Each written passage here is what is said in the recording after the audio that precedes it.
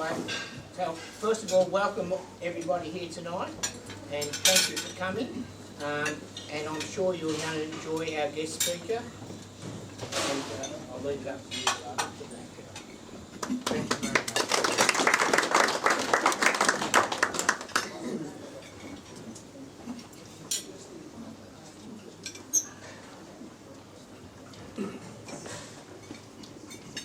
much. Good evening, everybody. My name's Fr Butler. I'm going to introduce Fr Robert McCulloch, Columban, and he's here with Eric Siraj, the head of the hospital in Pakistan. Fr Robert was Melbourne-based, who entered the Columban Central in 1974. Since 1978, he's worked to increase the education and basic health and care of the poor, mainly non-Christian people in Pakistan. In respect of health, he sits on the National Board of St. Hospital, Hyderabad. He's established an outreach medical program at the hospital to provide vaccinations for infants and children, medical care for mothers, and diagnosis and care of tuberculosis patients. That's a big one. Fr McCulloch established the palliative care unit, the first home-based palliative care unit for terminally ill in Pakistan. In relation to schools, he developed schools, chaired the board of governors of the Centre of Academic Excellence project he initiated in 2007 to provide educational, spiritual, moral and personal formation for 100 Catholic boys. Conversion to Catholic, conversion of the catechism to the local language. It's got to already be approved by the Vatican, and that's happening. So changing it to the local language is a big deal. It's a lot of work. In terms of awards, he was awarded by the President of Pakistan I'm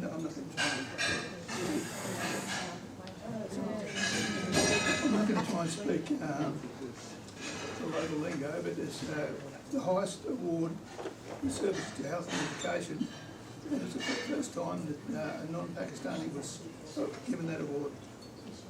The country's highest civilian award. Now, working in Rome, he is making headway with his efforts towards ecumenism.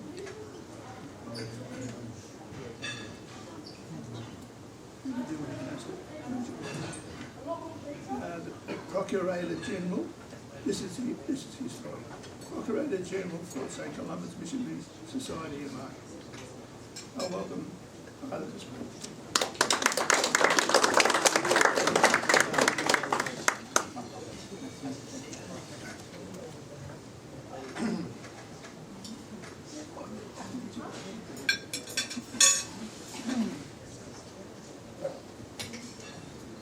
I think I can speak without a microphone. Fine. We don't need that yet.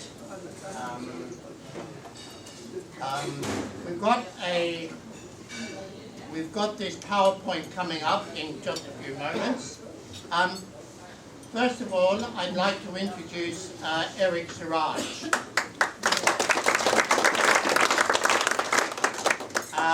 Eric will say, we can have that meeting.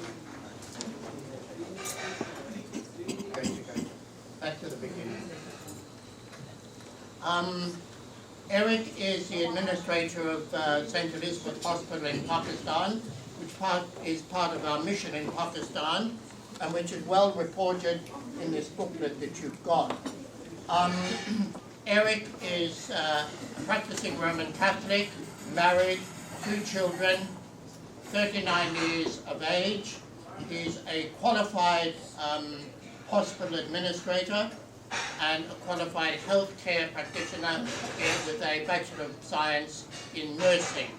He is probably the most qualified palliative care nurse in all of Pakistan, having done clinical attachments in Cabrini Hospital in Melbourne and 3 times in a CC hospital and in the government departments in Singapore. So Eric heads a workforce of 167 personnel, doctors, nurses, maintenance people, and staff, teaching staff at our School of Nursing.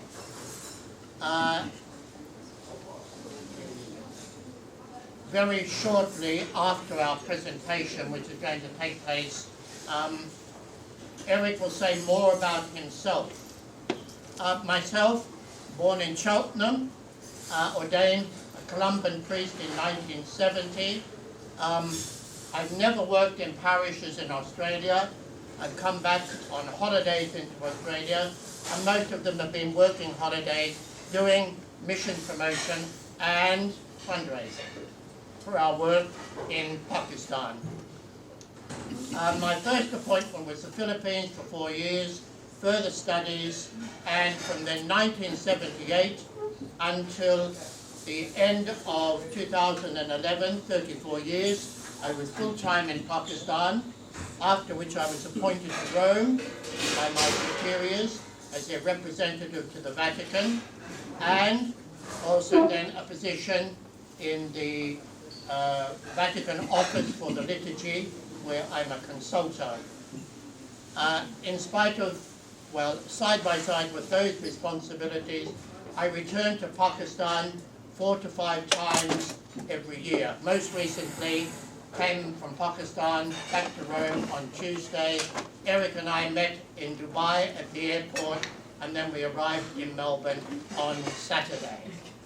A very interesting life I've had and am having as a priest, but I like to come to Australia, but I think home is there. And that's what we'd like to present to you now. What we're doing is presenting to you a success story. In spite of everything, Pakistan, a population of 245 million people, predominantly Muslim, 70 different sects or groups of Muslims in the country who are continually at warfare with one another, and that's the source of most of the violence in Pakistan that you read about in the press or see in the media. We who are Christians are 7 million, 70% of whom are Catholic. We have a cardinal in Pakistan. In the first 3 years of the major seminary, which is in the city of Lahore, in the Punjab, there's 124 seminarians. In Karachi, in the last 4 years of the seminary, there are 119 seminarians. So overall, we're a church which is poor in financial resources, those sort of resources, but very rich in human resources.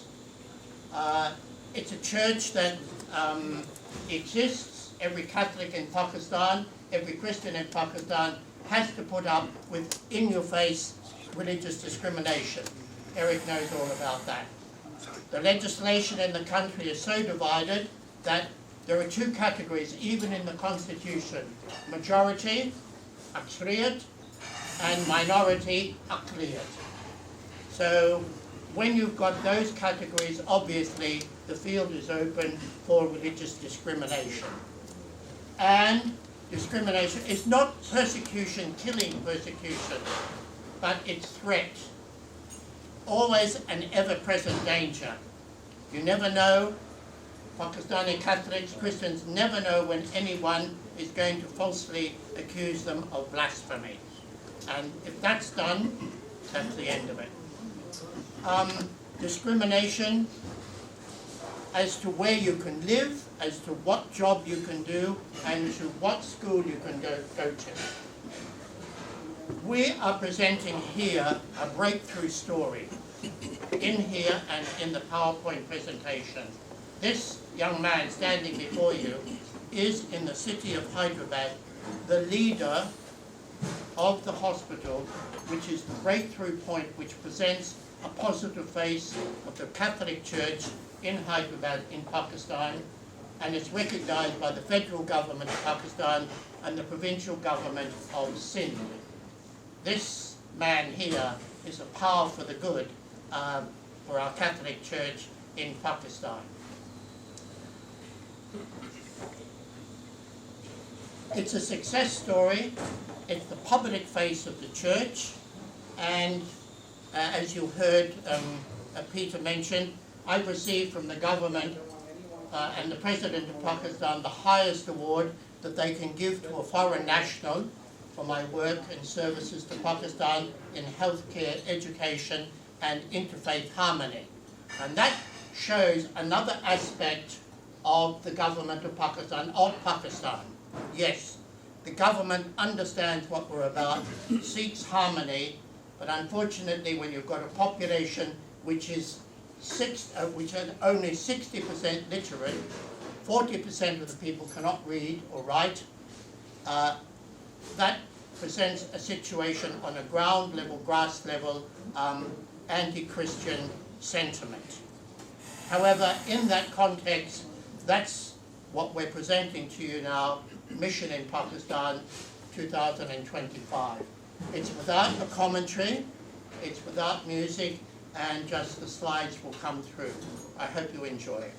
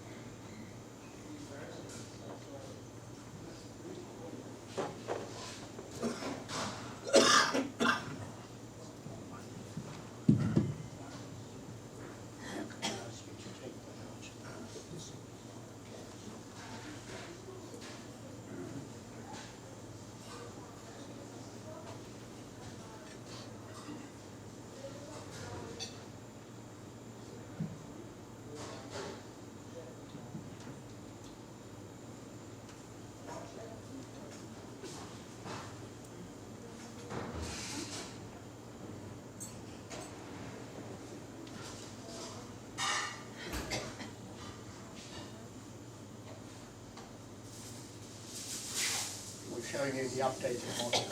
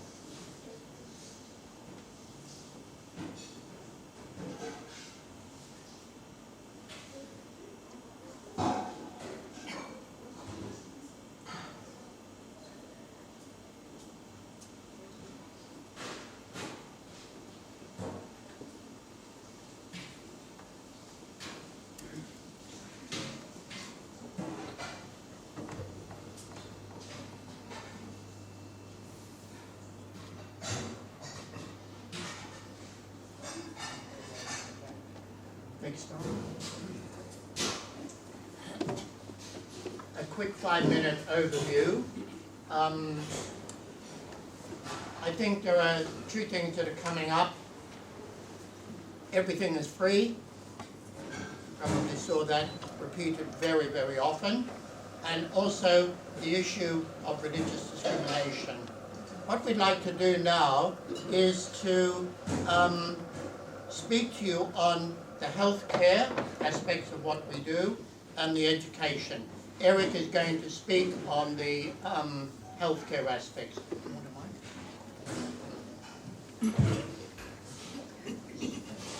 Good evening, everyone. Thank you very much for inviting us, and thank you very much for the great hospitality and the food. Yes, can you hear me? Yes. As Father said that discrimination. You know, to be a Catholic or a Christian in Pakistan is very difficult and challenging. But to run a Catholic institute, a hospital, is more challenging, because when you are developing and in front of other hospitals around you, and when your hospital is developing day by day and through your services and all that, then you know when you are growing, so you face more challenges in that sense. So how we reduce the discrimination? This is through the projects which we are running through hospital for the people who are getting benefit from that. Majority of the people are Muslims. Like St. Elizabeth Hospital is a 100-bedded hospital. We have a project which you saw, that mobile medical outreach program that provides primary care to 50,000 patients in a year who lives out of the city, in the villages, in the remote areas. It is the responsibility of the government to provide them primary care, where government spend just 1% of the total GDP on healthcare, where government is failed to provide them primary care. There St. Elizabeth Hospital comes forward and provides primary care to these people who are in great need in the remote areas. And from there, so a team of nurses and doctors, 4 days in a week, they go to the remote areas and they provide primary free care. If a woman, they find a woman is having difficulty in giving birth, she was brought back to the hospital, she was admitted to the hospital, and she was cared free of cost through mobile medical outreach program. Attached to it, we have a palliative, home-based palliative care. That is for the people who lives in the city, who lives 20 to 30 kilometers from the hospital in the city. So that is for the people who needs palliative care, and most of them who are getting benefit from it, they are Muslims. Same, a team of nurses and doctors from palliative care, they visits every day to the patients at their homes, provide them nursing care, provides teaching to the patient. Because when you get a cancer in Pakistan, when you are diagnosed with a cancer, there is a concept, because people are illiterate, they find now he is going to die. Whether he is in first stage, it can be treated, but that is a big threat.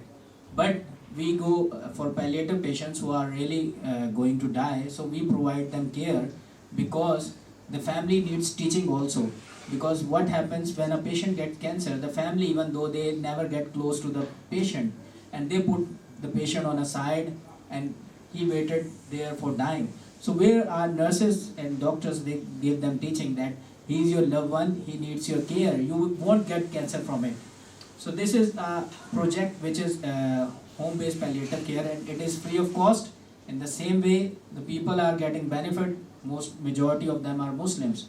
Attached to it, as you can see in the video, so by the time when I get back, so the construction work of palliative daycare center will be completed, and that is the just one palliative daycare center all over Pakistan, because there is no concept of palliative daycare center. So we got the concept through, as I visited to Australia, to Singapore, so I got that concept. So we talked about that, and so that we started. So that will begin in October, and patients from their homes, they will brought back to the daycare center. They will be provided food, they will be provided chemotherapy, visits to the doctor, physiotherapy, all holistic care will be provided to the patients who got palliative or who got cancers. So attached to that, we have a school of midwifery that is for the women, for the girls, for the Catholic and Christian girls around from the country. They come all over from country, and that is nearly free of cost, and they resides in the hospital. We have a hostel, so every year, so we get 40 students, so 20 of them graduated every year, and that is free of cost for the Catholic women. And then after completing this school of midwifery, midwifery education, they go back to their villages where they come from, and they work with their people, they work with their villages, they work with their people. And at the end, recently in January, we started allied health courses. Allied health courses are 1-year courses, so we got permission from the government, so that we begin for boys and girls. So that first batch has gone, first batch has started, the second batch is coming in October. So these are the works which is which is showing the positive face of Catholic Church. Through these works, we, as I said, that Father said that there is a huge discrimination. We cannot end discrimination, but by showing the positive face of the Church, that what Church is doing for the people, regardless of their religion. Most of the people who are getting benefit from this projects, they are Muslims. So this is how we are able to bring discrimination. We can decrease the discrimination. So I thank you everyone for inviting us and to share about our works. So thank you so much. Thank you. Thank you, Eric. I think I can speak without. Is that okay? You can hear me? Yeah. Right. One of the things that Eric did highlight there is that the hospital has that speciality of mother and child care, beginning of life, and also palliative care. And in this, we're able to manifest in Pakistan the Catholic commitment to the dignity of human life and the value of human life from its beginning until its end. And we are very, very vocal and public in manifesting and asserting that. The underwriting motive at the hospital is to manifest the compassion of God made present in our world through our Lord Jesus Christ. We don't hide our Catholic identity. The pictures of the Holy Father are everywhere, crucifixes, and of the Blessed Virgin Mary.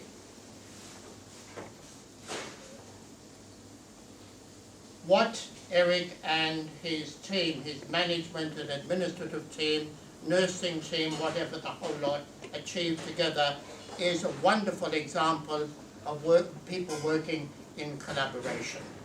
All of the things that he mentioned are reflected and reported more deeply, more extensively in this booklet. Mobile medical outreach, 50,000 people totally free. Why? Because people have got nothing. The palliative care, totally free, mainly to ensure that some people can afford, but we want to keep a level playing field for everyone, accessible to everyone. Because the culture of medical health care in Pakistan is make money from it. So we're turning that on its end. Health care available to those in need. The School of Midwifery, free, simply because the girls are coming from backgrounds of intense poverty, but by the time they graduate from the School of Midwifery, they're able to move into a professional life and move further and further on in social mobility, upward social mobility. In the hospital, in our general wards, the costs, the charges are equivalently to $2.50 per day.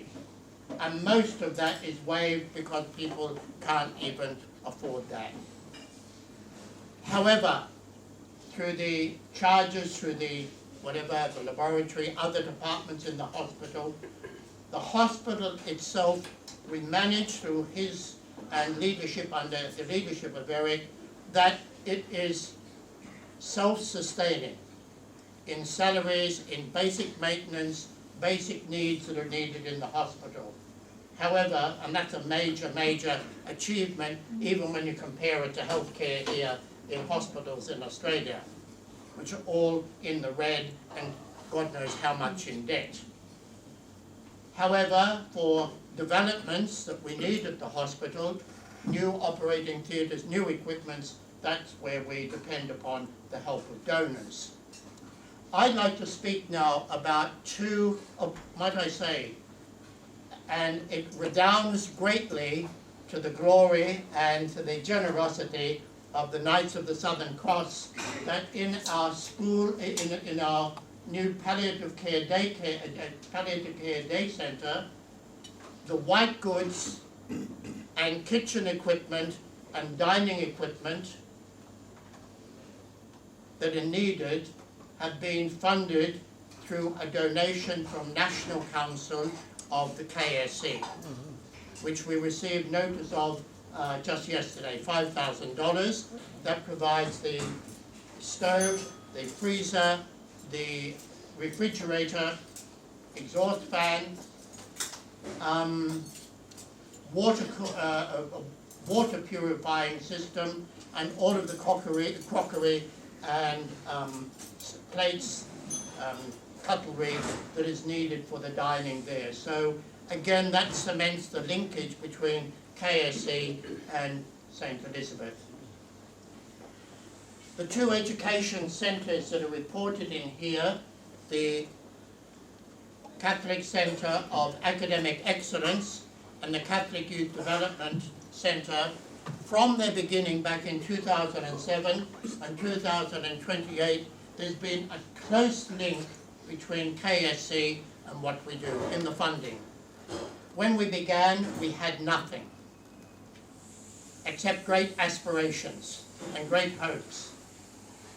We turned to the KSC, and the funding which we received then enabled us to begin and move along step by step, and that support continues. The focus in these centres is for Catholic boys, only Catholic boys, and our aim is to enable them to overcome discrimination, first of all for the boys who are continuing in high school, in their schools, to move up into university on merit level, which means they get full government university scholarships, and once they're through and they're up and beyond, and integrate perfectly well into the Pakistani society. We have a situation where we've got high achievers academically who are happy and pleased to stay in Pakistan. They're not looking to run out. They realise that the future is for them in the country. That's great for them, for their families, and it's excellent for the stability of the Catholic Church in Pakistan. The other centre that we have, and everything there is totally free because these boys come from utterly impoverished families. But we make the difference thanks to good people like yourselves. The Catholic Centre, Catholic Youth Development Centre, is for boys who've never been to school, aged 15 to 22. Most of them are sweeping streets. A few of them are petrol pumpers at the local petrol station. The lowest menial works that are possible to be done there. And they, without what we offer to them and their hope, they haven't got that possibility of moving beyond. After 3 years, coming in the mornings, accelerated education, we've got them from illiteracy to passing high school. Then into technical colleges, technical fields, further studies, and again, they're up and away. what we're doing is providing core partners for stable Catholic family life. Young men, confident, firm in their faith,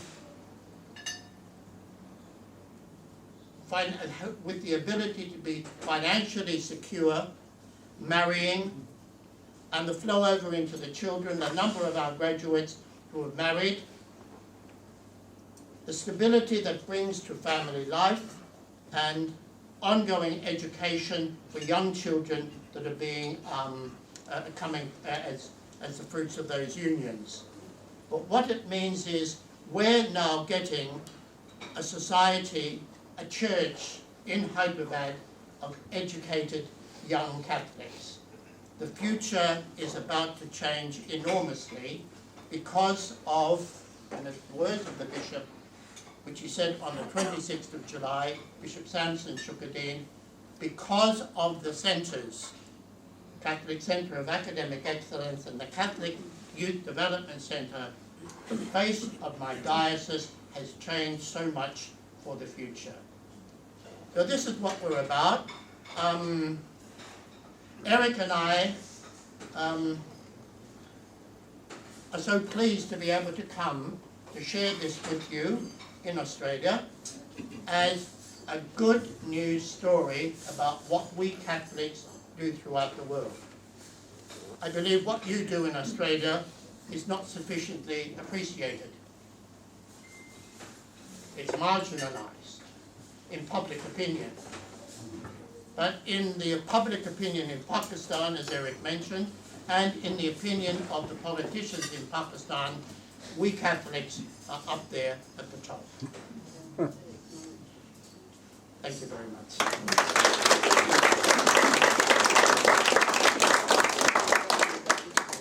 Now, what we've got is 10 minutes for questions. The microphone is here. Could you keep your questions short so that as many questions as possible we can deal with? Father. Good evening, Father. I was very touched by how you are not afraid of showing your Catholic identity in such a kind of hostile towards your Christianity. But I heard you've got some pictures of the Holy Father. Which one are you talking about? Leo. How about Leo? Leo. Oh, I mean, I'm the channel from Rome to Pakistan. No. I thought it was God the Father. I thought you were talking about God the Father. No, Holy Father. Leo. No, I don't need that. Maybe you might be Okay. Just a question. Does the government then acknowledge you, tolerate you, or actually do they see your work as an opposition to their hierarchy of the wealthy in charge?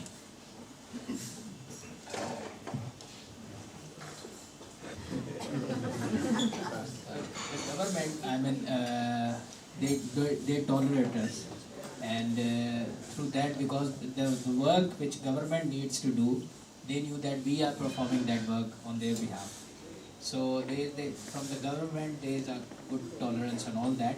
But as you know that the government has some other problems when you go to government for your other registration works and all that. So there is little bit problem. So you resolve through some resources and some underhand payments. So that we called it. Wink. Absolutely not underhand. We call them appreciation charges.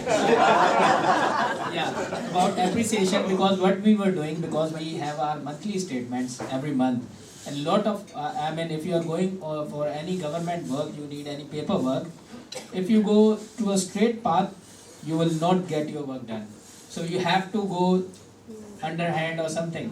So every time, so there is a head. So I was saying to Father that, Father, what should we put for this? I mean, either if we put bribery, so that won't look good, and if any government will see that, even though they ask for that, but they will get angry. They said, no, why you haven't paid to us and this and. So Father brought this word. He said, then put appreciation charges. So if you give appreciation charges, things are easy. but there is a level of respect. The award that I got, Eric, close relationships with the civic officials in Hyderabad, proof of what can be done. Anyone else? Yes. I'm just curious about next door. In India, like Mother Teresa, she was much appreciated there after, doing lots and lots of work and encouraging, encouraging lots of girls to join her order and become sisters. Is there anything like that along those lines happening or possible in the future? If I could just say a mention about Pakistan and India, at present time, the level of physical persecution of the Catholic Church in India is intense. 2 sisters recently arrested, priests being attacked, churches being burned, the Blessed Sacrament being desecrated, and schools being attacked. This is not happening in Pakistan. So I think it's important to remember that the level of religious freedom for Christians in India under Modi and the BJP party is very, very low. There are vocations also from religious women to, from young women into religious congregations. Just recently, one of the girls who's graduated from the School of Midwifery is joining a religious congregation. So.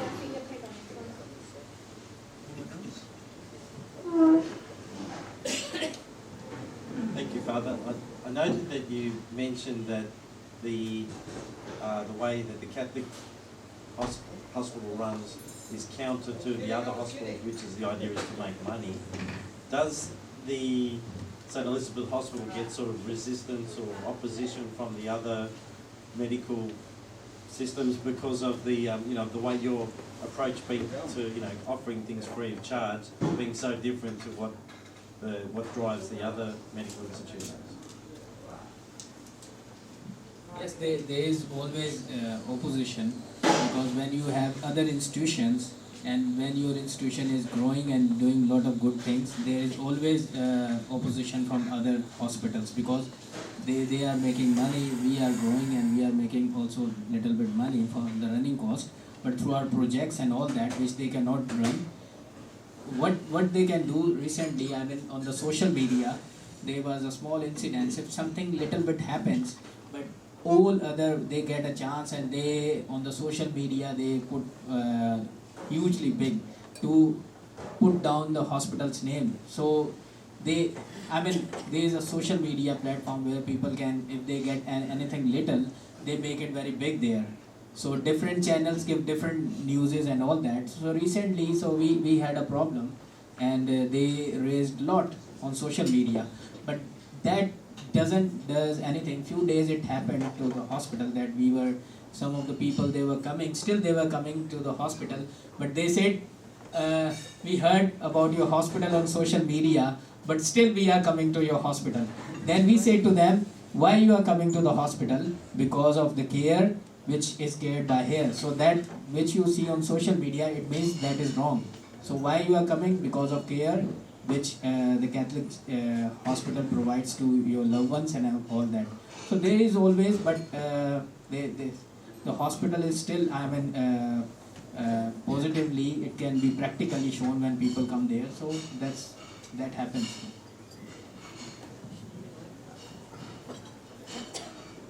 Thank you. My question is concerning people converting from Muslim to Christian to better their way of life or to get better opportunities. And is there a kickback at all? Is there really problems in this area? I'm probably the only priest in Pakistan who offers instruction to Muslims who wish to become Catholics. The majority of these people are from the leading sectors in society in Karachi. There is no social or financial advantage for a Muslim in Pakistan to become a Catholic. Zero. In actual fact, it's stepping into the lion's den. Many of these catechumens have reached particular stages in instruction. Some who have been baptized have had to flee the country because the news of their conversion has become known. But these are not impoverished people. One of them was a lawyer. He and his wife and their children became Catholic, baptized. The wife's family lived in Lahore, and she got the news that her mother was seriously ill. So she, with the two little boys, went up to Lahore to visit the mother. Her two brothers were leaders of the Shia student movement in Lahore. When they got home after their sister with their two little nephews arrived, they sat down, and then one of them said to the little boys, "Namaz parho," say your prayers, in other words, say your Muslim prayers. And the two little boys stood up.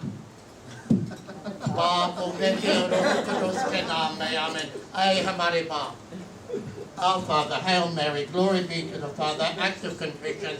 And they were kidnapped, mother and the children. Through political connections, we got them freed, and then they had to get out to Finland, well, first of all to Thailand, and then to Finland. So people who choose do it in the same circumstances that people in the first 300 years of the church did, when it was a situation of persecution. Under Nero, the law was, it is illegal to be a Christian, and the penalty is death. And virtually the same thing is here, there. So that's the reality, and it's still the reality going on. Anyone else? Actually, about conversion, I would say that nodal local priests in Pakistan, they cannot convert Muslims to Christian. Only we heard about Fr Robert because he converted many Muslims to Christianity. So when I met Ikram Rana, who was a squadron leader from Air Force, Zulkarnain and Rana. So I think the person who can make conversions in Pakistan, that is only Fr Robert we heard. But the local priest also, they're scared from that, because I mean, to become a Muslim is easy, but to become Christian, a Catholic from Muslim, it's dangerous. You better will be killed. So only Father does that. And it's done very, very privately, the way I do the instructions, perhaps with each one doesn't know the other. They think they're sole person. But the instruction is done perhaps over a 3-hour dinner at the Sheraton Hotel. And no one realizes what's really going on over that very slow meal. Something a little bit like St Edmund Campion was doing during the Elizabethan persecution of the Catholic Church in England in the 1570s.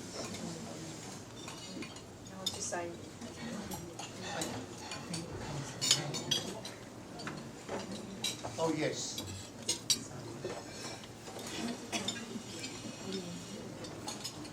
Having come to an end, but now is the important part.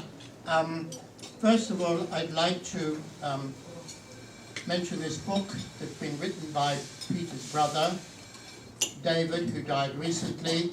David was a very, very close supporter of our Columban work, my Columban work in Pakistan. He's written this book. He was a Vincentian, Vincent de Paul Society, and he's written this book, A Hand Up, Not a Handout.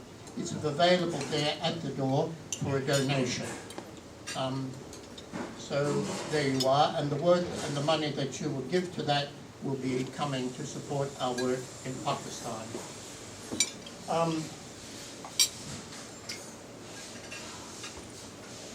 Of course, any donations that you would like to give, we will be very, very happy to receive them.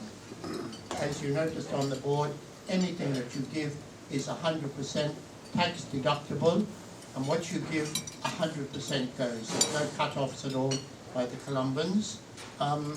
Inside the booklets that you've got is a small further reading point for you, and I leave that for your consideration. Thank you very much.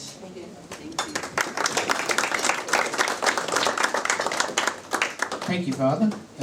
It's been an inspiration for your talk to us tonight. I think we've all learnt a little bit, and I'd like to thank you very much, and as a token of our appreciation, there's something in there for you.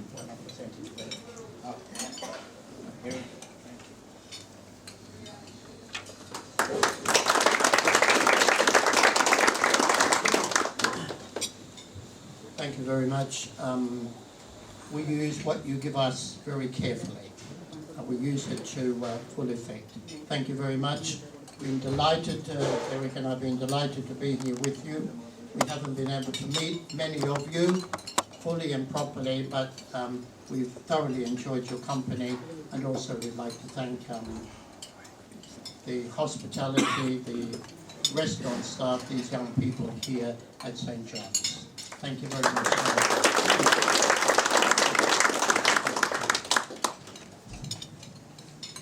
Kevin? I'll do mine.